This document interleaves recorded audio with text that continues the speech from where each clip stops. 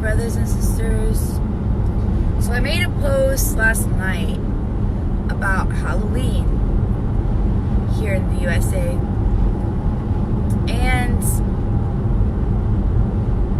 some people said, that's not important. Why do you talk about the small things in Islam? There's bigger things to talk about, like war and starving children.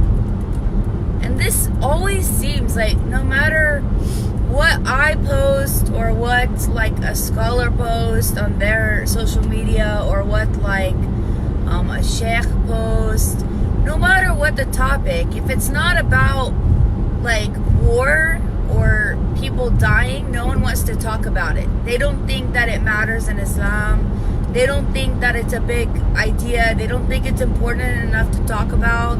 All that these Muslims think is important to talk about is like Palestine or Syria or war or like the starving children. And while those things are very important to talk about, there's still other things in Islam that need to be discussed and topics to be addressed. And they're just as important. When I made the post about Halloween, people were like, that's not important. Why are you talking about it? It's not important. How is that not important in Islam? Didn't Islam tell us not to mimic or copy the non-believers or the other religions? Because I'm pretty sure that the Islam that I learned says that. Pretty certain about that. So it is important to talk about it, and it is a very big topic. It's a big topic because you see all these Muslims all over the world, and their dream is to come to America. Their dream is to get to America and settle down and live their lives and start a family. But America is not what you think. America is not great anymore. There's no freedom for Muslims in America. There's absolutely no freedom for Muslims here. We get our mosques attacked. We get attacked, we get assaulted verbally, physically, mentally. We get turned away from stores. We get turned down for jobs. If we're wearing hijab or we have a beard or we look like we're Muslim or we look like we're Arab or something foreign, we get turned down for jobs. We get treated differently at restaurants, at shopping malls, at the gas station. Okay? So, America's not the place to be for Muslims. There's no freedom for Muslims in America. There's no opportunity for Muslims in America. What is it that you're seeking? What's this freedom that you're seeking? All the Muslims I ask, why do you want to come to America? Oh, because it's a free country. It's not free for Muslims. You don't live here. You don't know the problems that Muslims face.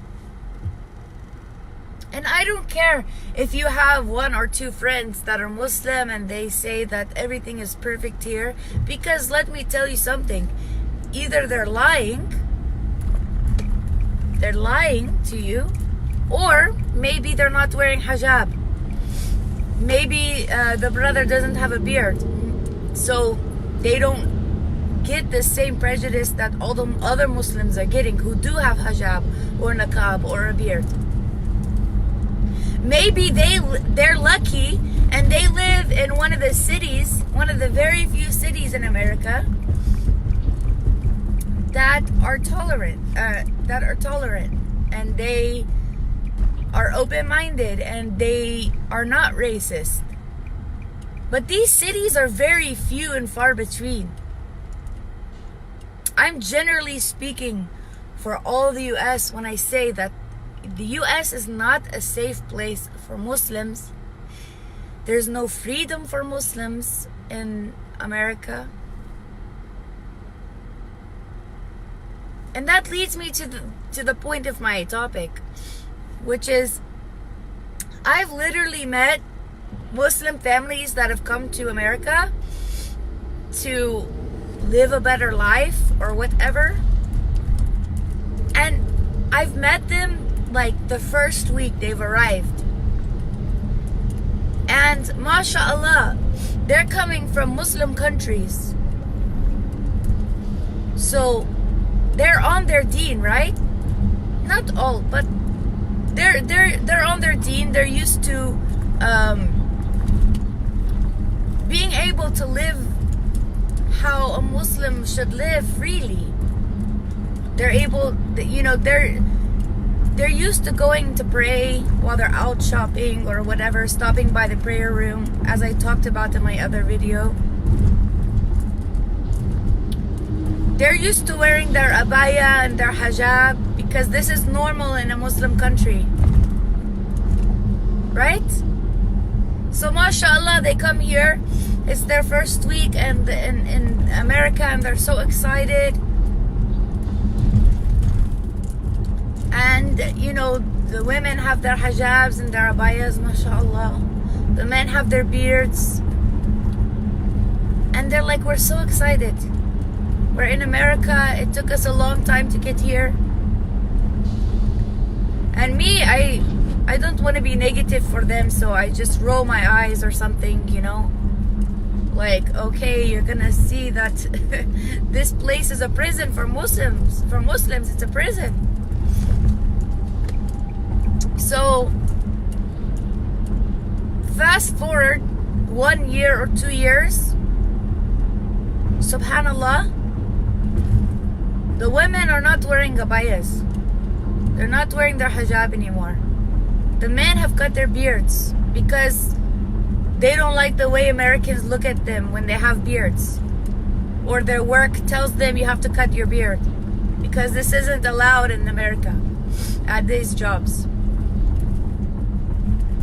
Or the women, they take their hijabs off because they can't get a job wearing hijab. Or because they're getting harassed. Or they're scared for their life. After 1 year. After 1 year, they've turned from a Muslim family practicing Islam to a watered down Muslim, catering to the Western ideals. Catering to non-believers. Following their rules. Following the non-believers' rules instead of Allah subhanahu wa ta'ala's rules. Fast forward 1 year, subhanallah. Their children, they're in the costumes for Halloween. They're trick-or-treating. The parents are taking their kids out in costumes to go trick-or-treating with the other kids. The non-believers. Since when has this been allowed in Islam? When has that been allowed ever? When is that appropriate? Where, in what Islamic book does it say that we are to enjoin the non-believers in their practices or their holidays?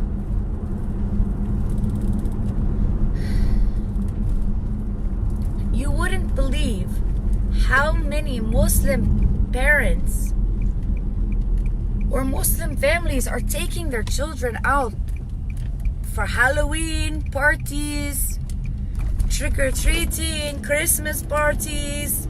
They're having a Christmas tree. Subhanallah, the Muslims have a Christmas tree in their house. Subhanallah. Thanksgiving, Valentine's Day, the Muslims having a Valentine. Subhanallah. It's crazy to me.